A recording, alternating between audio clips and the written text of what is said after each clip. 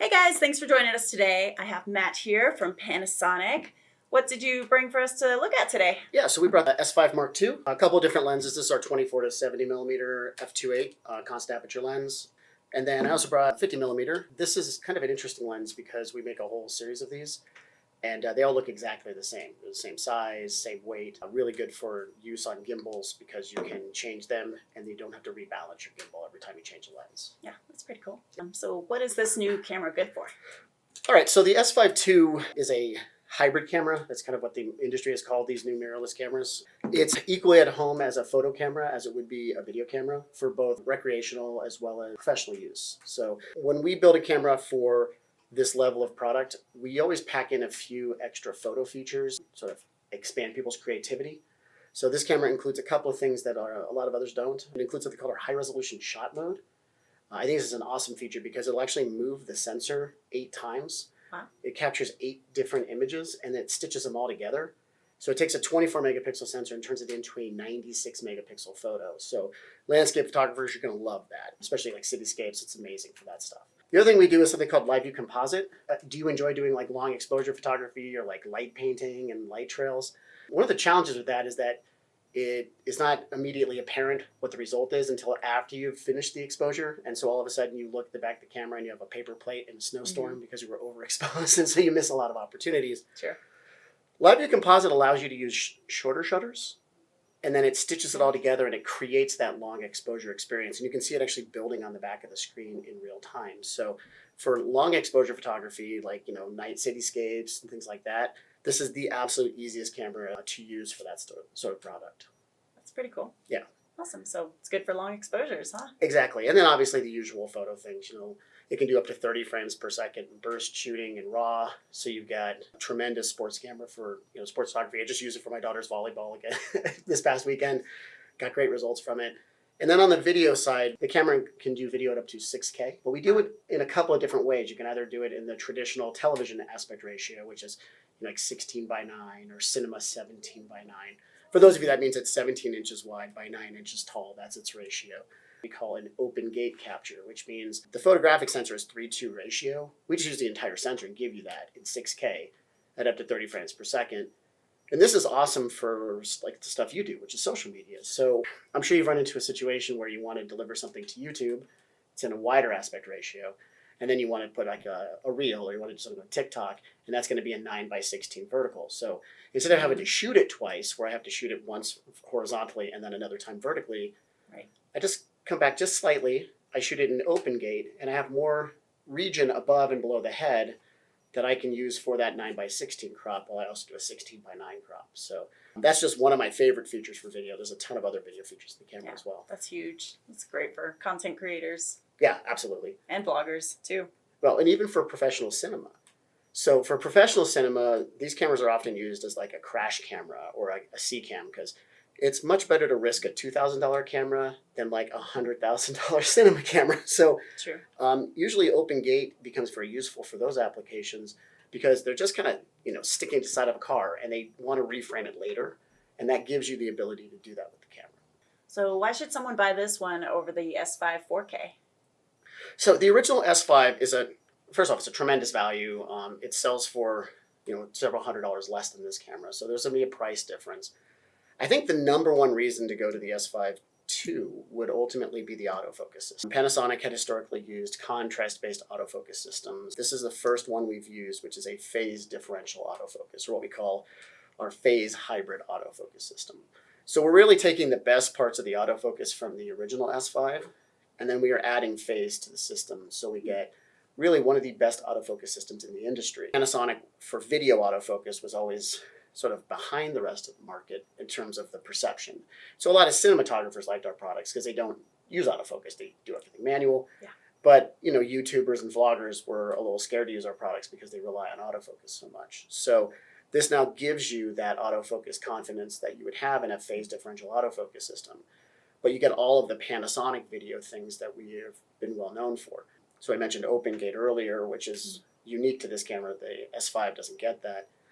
But even on the S5, we would give you access to a different way of expressing shutter speed. As a photographer and somebody who does social media, you're used to hearing shutter speed in like fractions of a second, like a 60th of a second. Yeah. Cinematographers, they don't work that way. They're used to what's called shutter angle, which is expressed in degrees of rotation. So we're one of the only camera companies that offers you shutter angle on a product like this, which frankly, it might seem like I'm being a snob when it comes to this, which is partially true. But the truth is, when I go to do slow-mo, you end up having to change your shutter speed. So when I'm doing regular video, I'm shooting at 1 frame rate, and then I got to shoot at a faster frame rate, which then means I have to remember to then go and change the shutter speed every time I change the frame rate. With shutter angle, I don't have to think of that. I just set it once, and then I forget it, and then I can change my frame rates, and it automatically makes the adjustment for me. So it's not because I'm pretentious. That's only partially true. It's because I'm lazy, and I don't want to have to change 2 things at once. So. Well, the whole point is to make it easier for artists, for photographers, videographers, right? Right, and Easier. again, to your point, everybody has different nomenclature, different vernacular.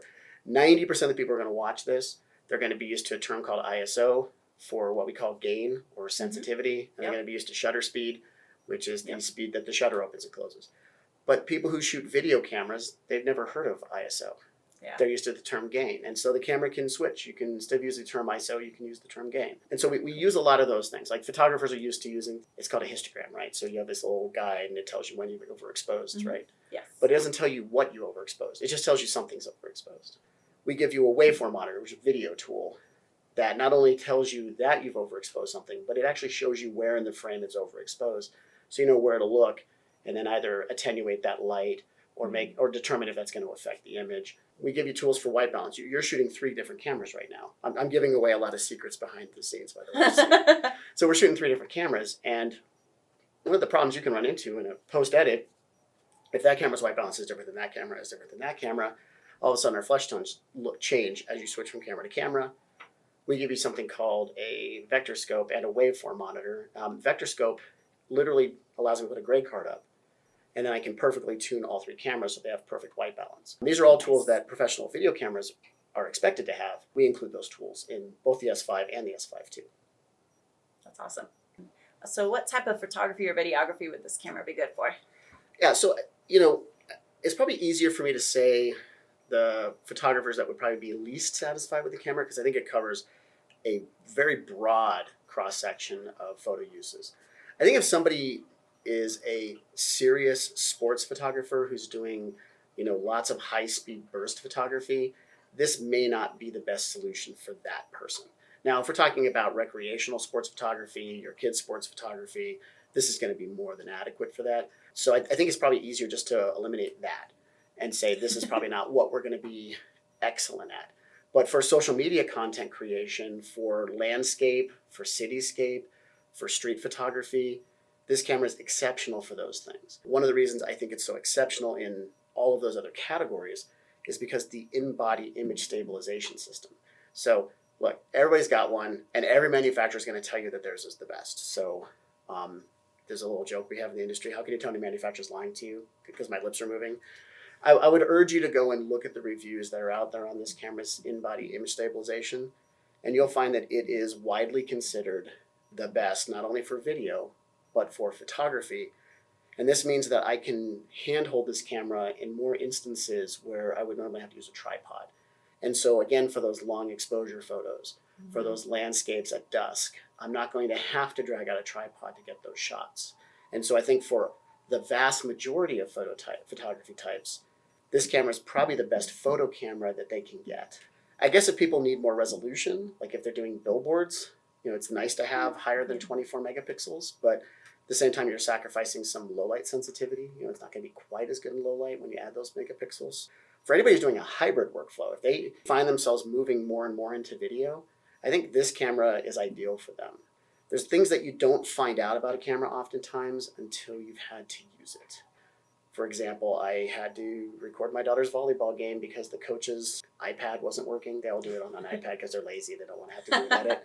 Yeah. So I had to drag one of these out and put it on a tripod and set it up. And, the gym had gotten to about 80, 84 degrees because it was a hot, there's a lot of sweating that's going on in the gym. Well, the S5 II includes a fan system. You may not be able to see this on camera, but there's this little vent here. It's an air intake. Oh, wow. And then there's these 2 exit ports, right? These are the exhaust. Mm-hmm. So because of this fan, this camera actually can do no time limit video recording. Wow. Up to 6K, up to 30 frames per Wow. second, Okay. or 4K up to 60 frames per second. And it can do this with an ambient temperature of up to 104 degrees Fahrenheit. So that means that in a desert environment, you're going to be able to trust this camera is going to be able to work for you. And you know, the volleyball games, each game, because the coach wants it continuous, they just don't want you to hit stop. That's over an hour's worth of recording every time we're doing one. That's a lot. And a lot of cameras will have just a 30-minute limit, or they may begin to trigger an overheating warning on the back of the camera as you get to 30, 40 minutes in, which starts to stress you out as a shooter. So if you're having extended recording needs, this is absolutely the best low-cost solution on the market in a full-frame camera. At $2,000, nothing in this category competes. That's good to know. Good to know. Are these weather sealed or protected? So aside from being able to operate up to 104 degrees, we also have dust and splash resistant design. I know this creates a lot of questions for you guys out there because there's a fan. And so a lot of people worry and say, well, how is it that you're able to keep it weather sealed when you have a fan? Well, it's similar to your car, right? So most cars have a radiator and then they have a fan. And that fan is not it's not like protected from the elements, right? Yeah. It is a weather sealed, protected. It doesn't use an iron core typically. It's usually what we call a coreless fan design. Effectively, this is a sealed chamber. Everything inside the camera is coupled to a heat sink, or what you would call a radiator. So all the heat is generated into a radiating plate that's on the top, on the top of this part. On this part of the camera, just by the knob here, there's a little radiating plate. And so all the heat is brought there and it's sealed. And so then we have our fan that spins and it just sucks in the cooler and it blows out the hot. So this is every bit as weather sealed as the S5, which did not have a fan. So dust, splash resistant, not a problem. Oh, very cool. Just make sure your lenses are weather sealed because the biggest opening of the camera is the one you can take the lens off of. So it's important to make sure your lenses are weather sealed. Fortunately, if you purchase Panasonic lenses, all of the S-Series lenses are weather sealed. We do not make a non-weather sealed lens. That's awesome. What size is the sensor? Yeah, so this is a full frame sensor. So it's a 24 millimeters by 36 millimeter sensor. Okay. This is probably a good time to sort of refresh people on what Panasonic's systems are, because we make micro four thirds sensor cameras, and we give those a G in their model number. So the G series would be our micro four thirds cameras, and then the S series would be all of our full frame cameras. So if you see an S in the model number, it's a full frame. If you see a G, it's micro four thirds. So I know that we have the S5 II, but we also have the S5 IIX, and I heard that one is going to be released a little later. Can you tell us what's going on with that? Yeah, I know. It's kind of weird, right? So we announced two cameras in January. One was not going to ship until maybe May or June. And you begin to go, well, why would you do that, right? That's kind of weird. Well, we wanted our customers to be able to make an educated decision. We are really concerned that people will make an investment in an S5 II and be very disappointed when they hear the X is coming after they've already made that investment. So the goal is to be transparent with our customers and let them know if you're a more serious video shooter, there's going to be an option for you. And so, call us crazy. That's that's just how we are. That's our business ethics. So for all of you who want to know what the difference is between the S5 II and the S5 IIX, right away I want to explain video quality and photo quality are identical. Everything that's in the S5 II is in the S5 IIX. So every feature is there. What it really comes down to is how serious are you about video, and do you need to do live event video? I think those are the things that you have to ask yourself.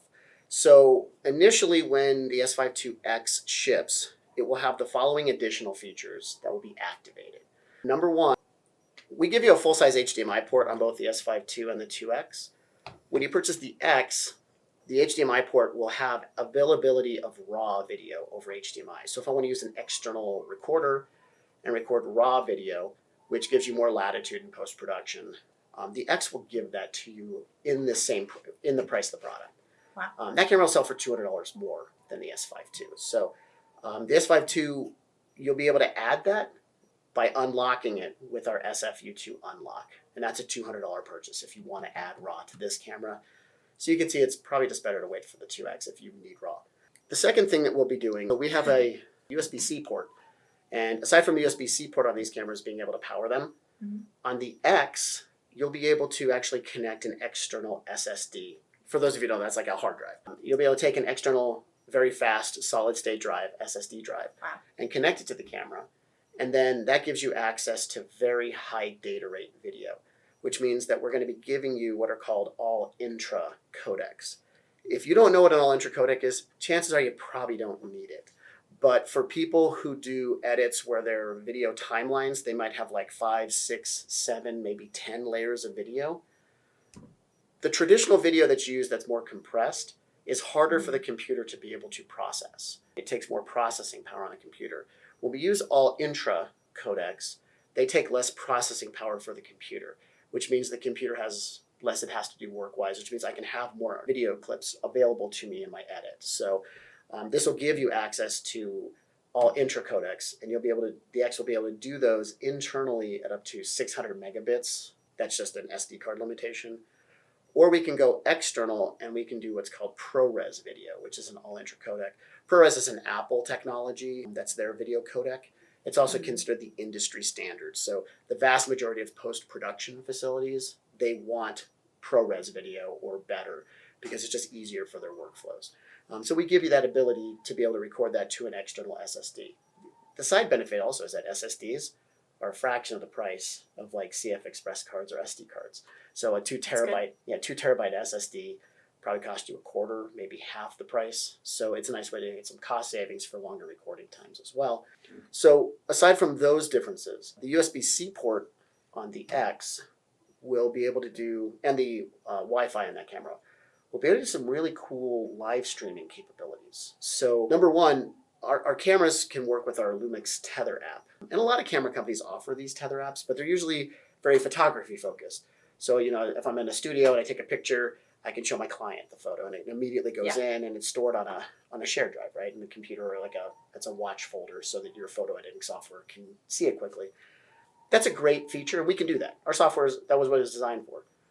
But we rethought it when we built our box cameras and we said, well, we could probably do some really cool stuff with this for like multicam applications. So we can now control up to 12 cameras through our Tether app. And they can either be connected via USB or in the case of the X, via Wi-Fi or via Ethernet connection. So you could buy an adapter from like Anchor that converts this to an Ethernet network connection. Okay. And so then I can have all these cameras on network in a studio.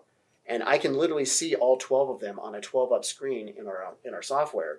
I can make all of the adjustments all on the camera. So, in a situation like this where your host might be the camera operator at the same time, well, your host can just have a laptop, pull it out really quick, and they can see all of the camera angles. They can adjust all of them. They can trigger record right from this one app, and then they can just put the laptop down and begin to do the interview process. And so the X can support all of that, because it has the USB that can convert to Ethernet, or it can be used via Wi-Fi and be connected into that workflow. It also has inbuilt live streaming functionality. So for those of you who have done live streaming, it's usually through services like Facebook, or it's done with like YouTube or Twitch, and it's a live event. And it requires something called an RTMP protocol. That's the remote protocol that's used. Okay. What you do is you'll go to like YouTube, and you'll say you want to do a live stream, and it's going to give you a dedicated URL, right? The website for it. There'll be a backslash, and then there's going to be something called a stream key.